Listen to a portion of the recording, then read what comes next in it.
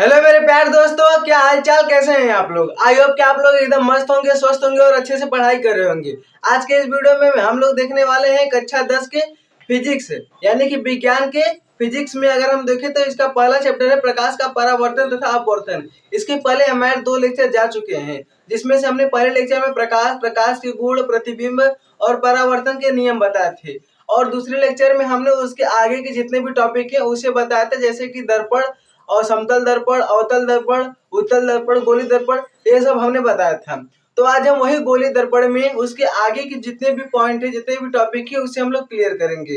तो आइए बिना देरी के वीडियो को स्टार्ट करते हैं। यदि आपको वीडियो पसंद आए तो वीडियो को लाइक जरूर कीजिएगा। तो देखिए, अगर हम अवतल दर्पण या उत्तल दर्पण बनाए तो अवतल दर्पण क्या होता है। देखिए, अवतल दर्पण ऐसे होता है और उत्तल दर्पण इसका अपोजिट होता है। हमने बताया था कि अवतल दर्पण यानी कि अवतल दर्पण इसका परावर्तक तल अंदर की हो और उत्तल दर्पण इसका परावर्तक तल उभरा हुआ हो, और इसे क्या कर देते हैं, हम कलई कर देते हैं।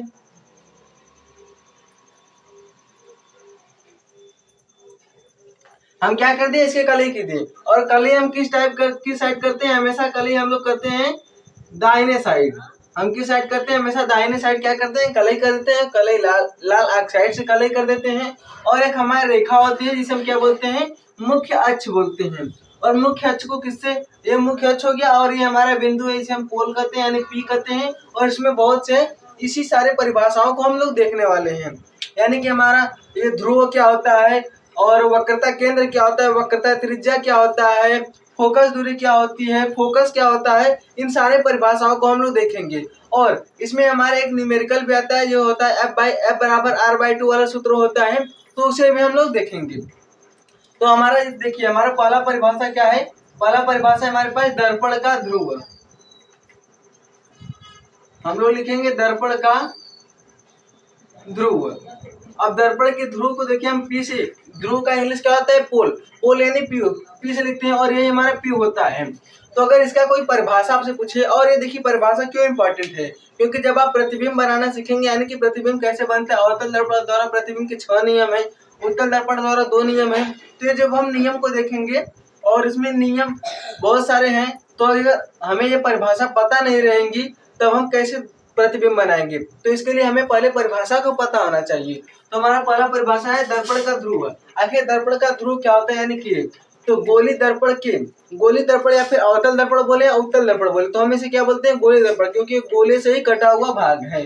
तो गोली दर्पण के परावर्तक तल के, देखिए परावर्तक तल की मध्य बिंदु को हम क्या बोलते हैं, ध्रुव बोलते हैं। तो लिखेंगे गोली दर्पण के, तो लिखेंगे गोली दर्पण के, देखिए गोली दर्पण के परावर्तक तल के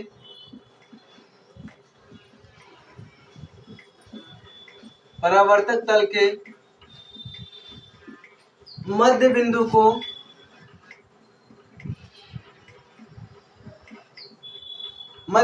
दर्पण का ध्रुव बोलते हैं, दर्पण का ध्रुव कहते हैं। और इसे किससे डिनोट करते हैं, पी से। तो लिखेंगे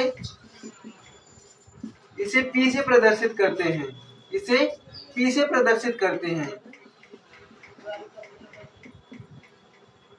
इसे पी से प्रदर्शित करते हैं।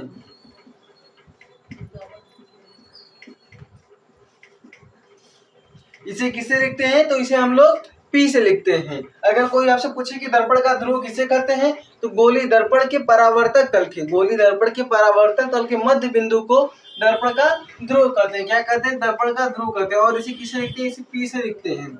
अब उसके बाद ये हो गया हमारा दर्पण का ध्रुव। अब उसके बाद हमारा आता है कि वक्रता त्रिज्या और वक्रता केंद्र। तो देखिए पहले यहाँ पर देख लीजिए, ऐसे हमारे क्या है, गोली दर्पण है, ये हमारा गोली दर्पण होता है, और इसका एक केंद्र होता है। इसका क्या होता है, एक केंद्र होता है। अगर हम ये ले तो इधर का हमारा अवतल दर्पण होगा, और इधर का ले तो इधर का हमारा उत्तल दर्पण होगा, क्योंकि कलई हम इस साइड करेंगे, परावर्तक तल इसका उभरा होगा, और इसमें कलई इस साइड करेंगे तो इसका परावर्तक तल क्या होगा, अंदर की ओर होगा। तो अगर हम देखें कि वक्रता केंद्र, यानी वक्रता केंद्र को किसे लिखते हैं, सी से लिखते हैं। तो आप यहाँ पर भी देखते जाइए, वक्रता केंद्र को किसे लिखते हैं, सी से लिखते हैं। अगर हम देखें कि वक्रता केंद्र किसे बोलेंगे, तो गोली दर्पण, यानी कि ये गोली दर्पण जिस खोखले गोले का, ये खोखले गोले का भाग होता है, उसके केंद्र को गोली दर्पण का वक्रता केंद्र बोलते हैं। पहले देखिए लिख लेते हैं, लिखेंगे वक्रता केंद्र।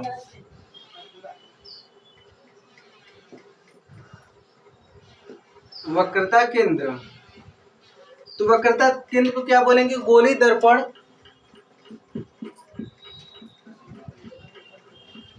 गोली दर्पण। आप चाहें तो हमारे साथ नोट भी कर सकते हैं, जिस खोखले गोले का भाग होता है, जिस खोखले गोले का भाग होता है,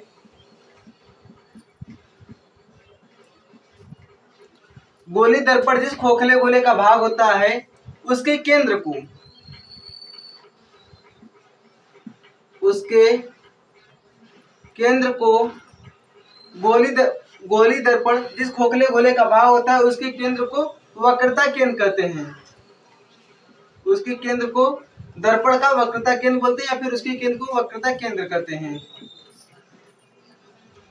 वक्रता केंद्र कहते हैं। और इसे किससे लिखते हैं, तो इसे हम लोग सी से लिखते हैं, इसे सी से प्रदर्शित करते हैं,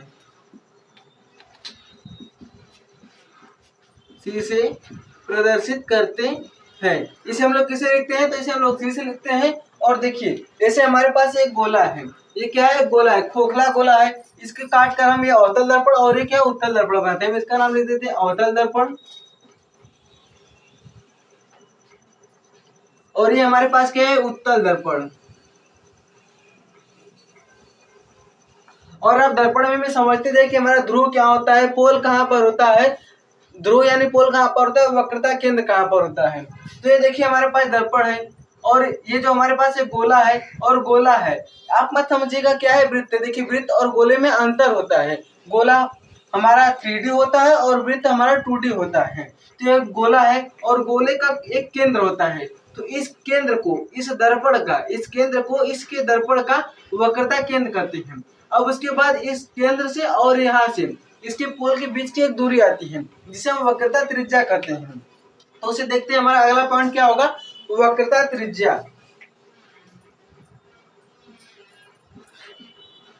वक्रता त्रिज्या, तो वक्रता त्रिज्या क्या बोलेंगे, देखिए ये हमारे पास क्या है, वक्रता केंद्र और ध्रुव है।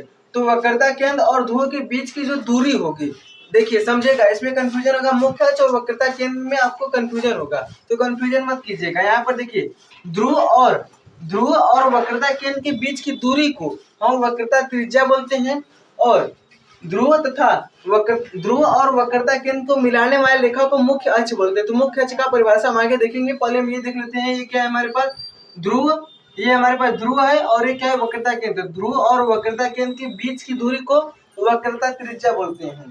तो लिखेंगे ध्रुव तथा वक्रता केंद्र के बीच की दूरी को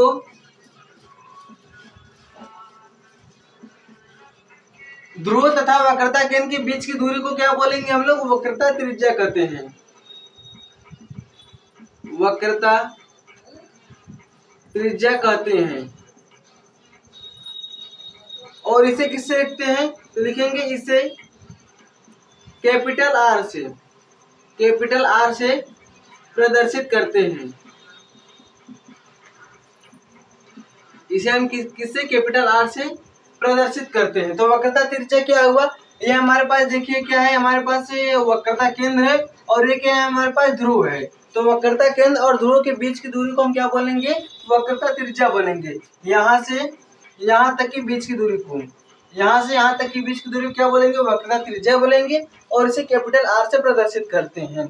ये हो गया हमारे पास दर्पण का ध्रुव, यानी कि गोली दर्पण जिस खोखले गोले का भाग होता है, उस गोली दर्पण के परावर्तक तल के मध्य बिंदु को हम दर्पण का ध्रुव बोलते हैं, और गोली दर्पण जिस खोखले गोले का भाग होता है, उसके केंद्र को दर्पण का वक्रता केंद्र बोलते हैं। यहाँ पर भी देखिए इसके और इसके बीच की दूरी क्या बोलेंगे, हम कैपिटल आर से प्रदर्शित करेंगे, यानी कि वक्रता त्रिज्या हो गया। और वक्रता त्रिज्या यानी कि ध्रुव तथा वक्रता केंद्र के बीच की दूरी को, यहाँ पर ध्यान दीजिएगा क्या बोलेंगे, इसके बीच की दूरी को वक्रता त्रिज्या कहते हैं और इसे कैपिटल आर से प्रदर्शित करते हैं।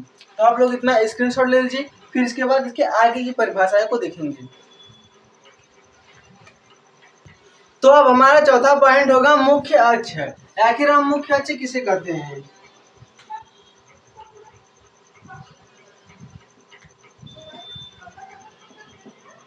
मुख्य अक्ष, देखिए ये जो हमने रेखा खींचा इसे हम क्या बोलते हैं? मुख्य अक्ष बोलते हैं। लेकिन इसका परिभाषा कोई पूछ दे तब कैसे बोलेंगे? तो देखिए हम अवतल दर्पण में देखें तो वक्रता केंद्र और ध्रुव, वक्रता केंद्र और ध्रुव को मिलाने वाली रेखा को हम क्या बोलेंगे? मुख्य अक्ष बोलेंगे। और इसके बीच की दूरी को क्या बोलेंगे?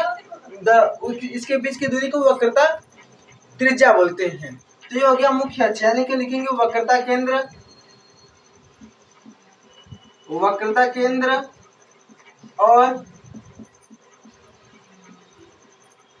ध्रुव को, वक्रता केंद्र और ध्रुव को मिलाने वाली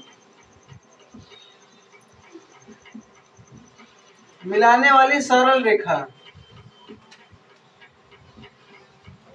वक्रता केंद्र और ध्रुव को मिलाने वाली सरल रेखा को मुख्य अक्ष कहते हैं। क्या बोलते हैं? मुख्य अक्ष कहते हैं। ये हो गया हमारा, देखिए मुख्य अक्ष, यानी कि ध्रुव और वक्रता केंद्र के मिलाने वाली रेखा को मुख्य अक्ष बोलते हैं। और अब इसके बाद देखेंगे हम फोकस। आखिर फोकस क्या होता है? तो फोकस देखिए इस वक्रता केंद्र और ध्रुव के आधा पर होता है। कहाँ पर? इसके आधे पर होता है। तो पहले देख लेते हैं हम लोग फोकस, लिखेंगे मुख्य फोकस।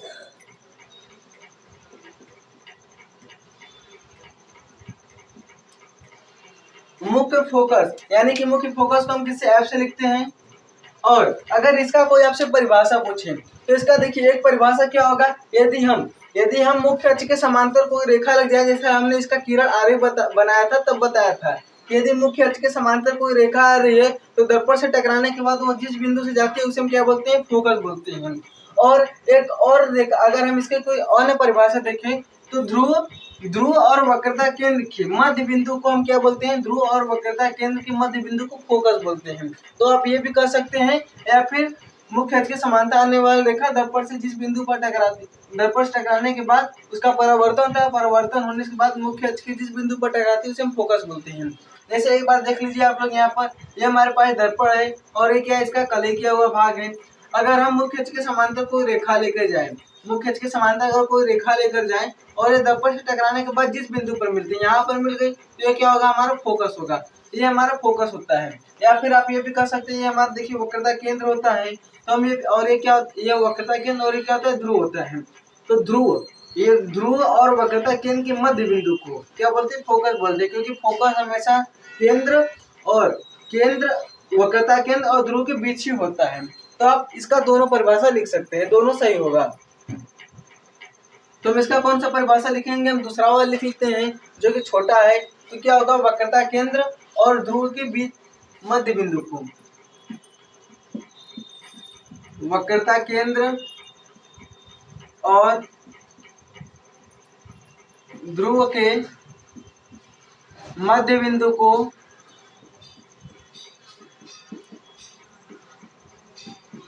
वक्रता केंद्र और ध्रुव के मध्य बिंदु को मुख्य फोकस करते हैं।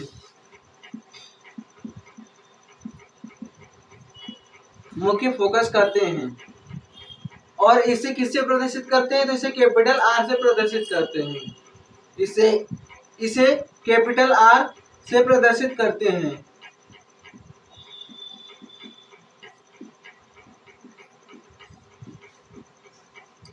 तो इसे हम लोग कैपिटल आर से प्रदर्शित करते हैं। और देखिए वक्रता केंद्र क्या होता है? मुख्य फोकस क्या होता है? वक्रता केंद्र, यानी कि हो गया हमारा वक्रता केंद्र। वक्रता केंद्र गोली दर्पण जिस खोखले गोले का भाग होता है उसके केंद्र को हम वक्रता केंद्र बोलते हैं। और ध्रुव, ये हमारा ध्रुव हो गया, तो इसके मध्य बिंदु को हम लोग फोकस बोलेंगे। इसे मध्य बिंदु क्या बोलते हैं? मुख्य फोकस करते हैं और इसे कैपिटल आर से प्रदर्शित करते हैं। अब इसके बाद मुख्य फोकस आ गया, तो हम फोकस दूरी भी देख लेते हैं कि फोकस दूरी क्या होती है।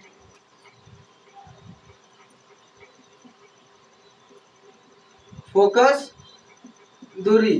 तो अगर हम फोकस दूरी देखें तो फोकस दूरी क्या होता है, देखिए ये फोकस है और ये क्या है, ध्रुव है। तो फोकस और ध्रुव के बीच की दूरी को फोकस दूरी बोलेंगे।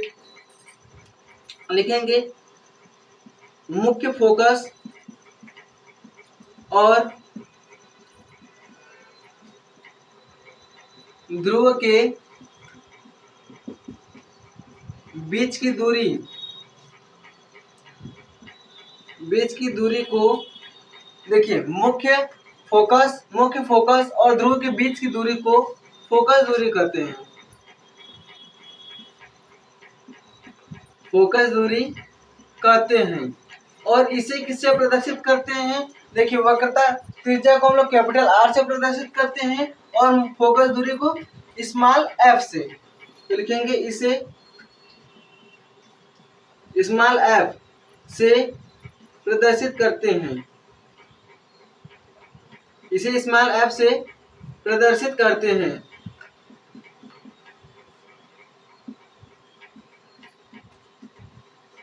ये तो हो गया हमारा, देखिए मुख्य अक्ष हो गया, मुख्य फोकस हो गया, फोकस दूरी। मुख्य अक्ष क्या होता है, वक्रता केंद्र और ध्रुव के बीच की मिलाने वाली रेखा को हम क्या बोलते हैं, मुख्य अक्ष बोलते हैं। और उसके बाद क्या है, हमने फोकस देखा तो ध्रुव और वक्रता केंद्र के मध्य बिंदु को फोकस करते हैं। फोकस और ध्रुव के बीच की दूरी को फोकस दूरी बोलते हैं। फोकस को एफ से और फोकस दूरी को स्मॉल एफ से प्रदर्शित करते हैं। अब इसके बाद देखिए हम क्या देखेंगे, इस वक्रता त्रिज्या यानी कि वक्रता केंद्र और फोकस के मध्य संबंध होता है, जिसे हम जो हमारा सूत्र होता है F बराबर R/2, यानी कि F बराबर क्या होता है R/2। तो उसके हम लोग देख लेंगे, यानी कि फोकस दूरी और वक्रता केंद्र में जो हमारा संबंध होता है उसे हम देखेंगे। तो आप लोग पहले इतना स्क्रीनशॉट ले लीजिए। तो अब देखिए फोकस दूरी और वक्रता त्रिज्या में संबंध, यानी कि फोकस दूरी और वक्रता त्रिज्या में संबंध। तो वक्रता त्रिज्या क्या होता है, यहाँ से इसके बीच की दूरी को हम क्या बोलते हैं, वक्रता त्रिज्या बोलते हैं। यानी कि वक्रता केंद्र और ध्रुव के बीच की दूरी को वक्रता त्रिज्या, और मुख्य फोकस और ध्रुव के बीच की दूरी क्या बोलते हैं, मुख्य फोकस और ध्रुव के बीच की दूरी को फोकस दूरी कहते हैं। क्या कहते हैं, फोकस दूरी कहते हैं। तो इसे हम स्मॉल एफ से और इसे कैपिटल आर से प्रदर्शित करते हैं। तो हम इसके बीच अगर संबंध देखें तो हमें एक फार्मूला प्राप्त होगा। तो पहले हम देखते हैं क्या होता है। अब देखिए ये फोकस दूरी क्या होती है, इस पूरे की वक्रता त्रिज्या की आधा होती है फोकस दूरी, यानी कि वक्रता केंद्र और ध्रुव का आधा क्या होता है, मुख्य फोकस होता है। और तो इसका आधा भी क्या होगा, ये फोकस दूरी होगी, यानी कि वक्रता त्रिज्या का आधा क्या होता है, फोकस दूरी। तो अगर हम फोकस दूरी को दोगुना कर दे तो हमें क्या प्राप्त होगा, अगर यहाँ पर देखिए फोकस है और यहाँ पर भी अगर एक फोकस हो तो क्या प्राप्त होगा, हमें वक्रता त्रिज्या प्राप्त होगा। यानी कि फोकस को अगर हम दोगुना कर दे तो हमें वक्रता त्रिज्या प्राप्त होगा। तो हम क्या बोलेंगे, जैसे देखिए तो वक्रता त्रिज्या क्या होती है, वक्रता त्रिज्या आधी फोकस की आधी होती है, फोकस के दोगुना होती है। फोकस कितना होता है, अगर दो हमारे पास फोकस हो तो हमें ये वक्रता त्रिज्या प्राप्त होता है। तो हम इसे लिखेंगे कैसे, लिखेंगे फोकस दूरी, और ये फोकस दूरी क्या होती है, आधी होती है। ये फोकस दूरी क्या होती है, आधी होती है किसकी, वक्रता त्रिज्या की। तो फोकस दूरी और बराबर वक्रता त्रिज्या बटे 2। अगर हम इस वक्रता त्रिज्या का आधा कर दे तो हमें फोकस दूरी प्राप्त होगा, या फिर हम ये कहें अगर हम इस फोकस दूरी को दोगुना कर दे तो हमें वक्रता त्रिज्या प्राप्त होगा। जैसे देखिए ये हो गया, तो इसे क्या लिख सकते हैं, F बराबर ये वक्रता त्रिज्या को हम किसे लिखते हैं, इसे स्मॉल f लिखेंगे। तो स्मॉल f बराबर वक्रता त्रिज्या को r बाई ये क्या हो गया, 2 हो गया। ये हमारे पास एक सूत्र प्राप्त हो गया। अगर हम चाहें तो इसका गुणा इधर कर दे, यानी क्या होगा, r बराबर क्या होगा, 2f। यानी कि जो हमारे इसका मतलब है कि जो फोकस होती है वक्रता त्रिज्या की आधी होती है, या फिर ये कहें कि जो हमारा वक्रता त्रिज्या होता है वो फोकस का दोगुना होता है। जो हमारा वक्रता त्रिज्या होता है फोकस का दोगुना होता है। तो ये हो गया हमारा फोकस दूरी वक्रता केंद्र में वक्रता त्रिज्या में संबंध। और इसे आप लोग एकदम याद रखिएगा, क्योंकि इस पे हमारे क्वेश्चन भी बनते हैं। इस पे क्या होता है, क्वेश्चन बनते हैं, न्यूमेरिकल भी आते हैं। क्वेश्चन ऐसे रहेगा कि यदि किसी अवतल दर्पण का वक्रता त्रिज्या 6 मीटर है तो इसका फोकस क्या होगा। यदि किसी अवतल दर्पण का वक्रता त्रिज्या क्या है, 6 मीटर है, तो इसका फोकस क्या होगा, 3 मीटर होगा। अब वो माइनस होगा प्लस होगा, तो ये तो जब हम चिन्ह परिपाटी पढ़ेंगे तब समझेंगे। अभी बस आप इतना समझ लीजिए कि यदि किसी अवतल दर्पण का फोकस दूरी क्या है, अगर ऐसे भी क्वेश्चन आता है यदि किसी अवतल दर्पण का फोकस दूरी क्या है 2 सेंटीमीटर है, तो इसका वक्रता त्रिज्या क्या होगा? अगर फोकस दूरी दिया रहेगा दोगुना कर देंगे और वक्रता त्रिज्या दिया रहेगा तो आधा कर देंगे। ऐसे हमारे क्वेश्चन भी बनते हैं, तो आप लोग इसका स्क्रीनशॉट ले लीजिए।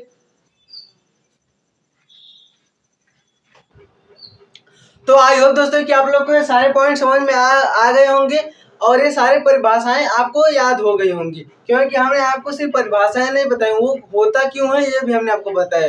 तो हम मिलेंगे आपसे अगले वीडियो में और इसके आगे का जो टॉपिक है कि प्रतिबिंब बनने के जो नियम होते हैं और प्रतिबिंब अवतल दर्पण में उत्तल दर्पण में प्रतिबिंब बनता कैसे है उसे देखेंगे। तो हम मिलते हैं आपसे अगले वीडियो में, तब तक के धन्यवाद।